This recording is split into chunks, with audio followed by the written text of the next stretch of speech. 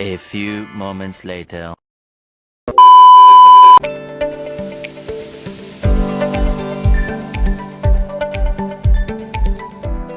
Apa itu toksikologi?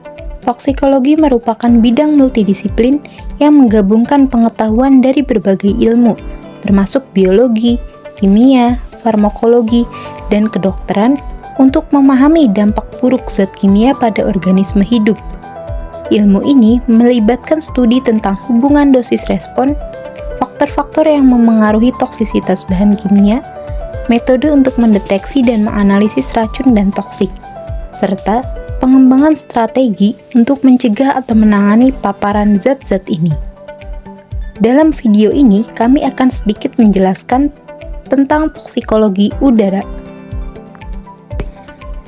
Toksikologi udara. Toksikologi udara adalah cabang ilmu yang mempelajari dampak zat-zat berbahaya di udara terhadap kesehatan manusia dan lingkungan. Pencemaran udara juga menjadi bagian penting dalam konteks toksikologi udara. Pencemaran udara disebabkan oleh aktivitas manusia, baik itu dari aktivitas industri, pembangkit listrik, kendaraan, hingga aktivitas alam.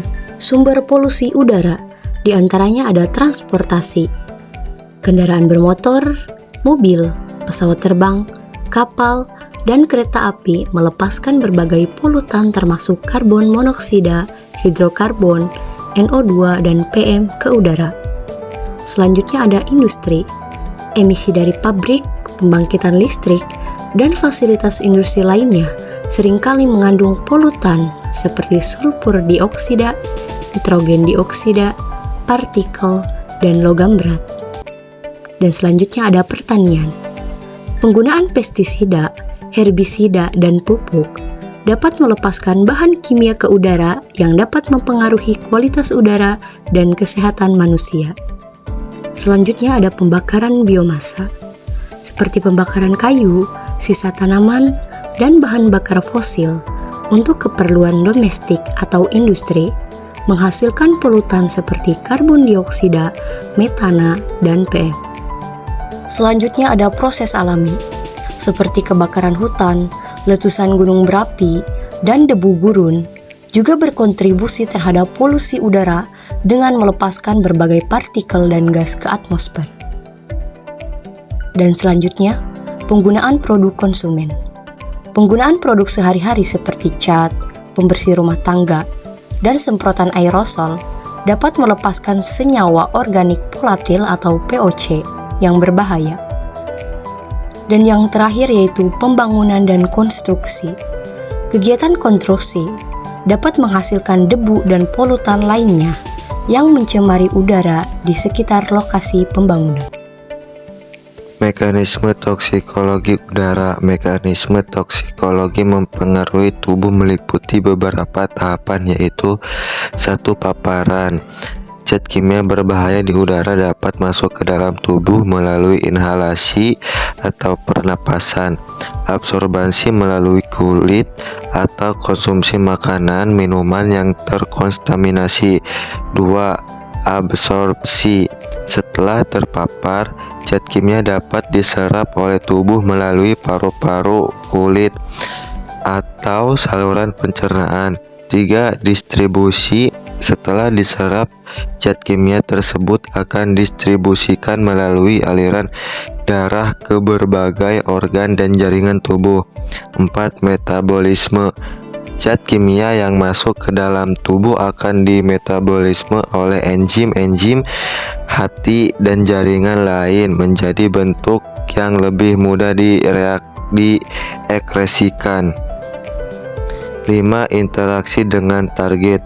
Zat kimia atau metabolitnya dapat berinteraksi dengan molekul target di dalam sel seperti protein, DNA, atau membran sel, menyebabkan kerusakan sel, gangguan fungsi seluler.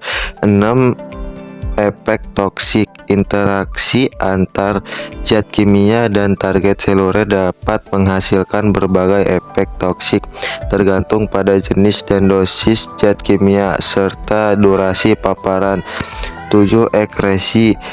tubuh berusaha mengeluarkan zat kimia berbahaya dan metabolitnya melalui urin, tinja, keringat, atau napas. Selanjutnya yaitu toksikologi udara. Jadi, efek yang ditimbulkan dari toksikologi udara dapat sangat bervariasi dan meliputi dampak negatif pada kesehatan manusia, hewan, bahkan lingkungan. Beberapa efek yang ditimbulkan termasuk dampak pada kesehatan. Jadi, polusi udara dapat menyebabkan berbagai masalah kesehatan seperti gangguan pernapasan, iritasi mata, penyakit paru-paru, dan bahkan dapat meningkatkan resiko terkena kanker paru-paru. Zat-zat berbahaya dalam udara seperti karbon monoksida dan timbal dapat memiliki efek toksik yang merugikan bagi kesehatan manusia. Selanjutnya itu ada dampak pada lingkungan. Nah, pencemaran udara dapat merusak ekosistem dan flora fauna. Gas-gas beracun juga seperti nitrogen dioksida dan sulfur dioksida dapat merusak tanaman dan hewan. Sementara, partikel-partikel polutan dapat mencemari air dan tanah, sehingga dapat mengganggu keseimbangan ekosistem. Cara mengatasi toksikologi udara. Toksikologi udara merupakan permasalahan serius yang mempengaruhi kesehatan dan lingkungan. Berikut adalah beberapa cara untuk mengatasi toksikologi udara. Yang pertama, kurangi penggunaan kendaraan bermotor atau mobil. Mengurangi penggunaan kendaraan bermotor yang menggunakan bahan bakar fosil dapat membantu mengurangi emisi gas yang menyebabkan pencemaran udara. Beralih ke transportasi ramah lingkungan seperti kendaraan listrik atau menggunakan transportasi umum, sepeda atau berjalan kaki.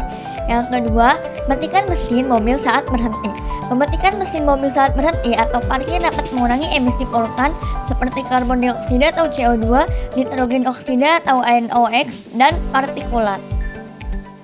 Yang ketiga, menanam dan merawat pohon. Menanam dan merawat pohon membantu mengurangi konsentrasi karbon dioksida atau CO2 di udara dan memainkan peran penting dalam menyediakan oksigen serta menangkap partikel debu dan polutan lain dari udara. Yang keempat, hindari membakar sampah. Hindari membakar sampah di udara terbuka karena proses pembakaran ini menghasilkan emisi gas yang mengandung zat berbahaya seperti karbon monoksida atau CO dan senyawa organik volatil atau VOCS2. Kesimpulan, pencemaran udara dapat disebabkan oleh berbagai sumber, baik alami maupun dari aktivitas manusia seperti penggunaan kendaraan bermotor, asap pabrik, dan kegiatan pembakaran liar. Dampaknya dapat mencakup gangguan pernapasan, penurunan kadar oksigen dalam tubuh manusia, serta kerusakan dan perubahan fisiologi tanaman.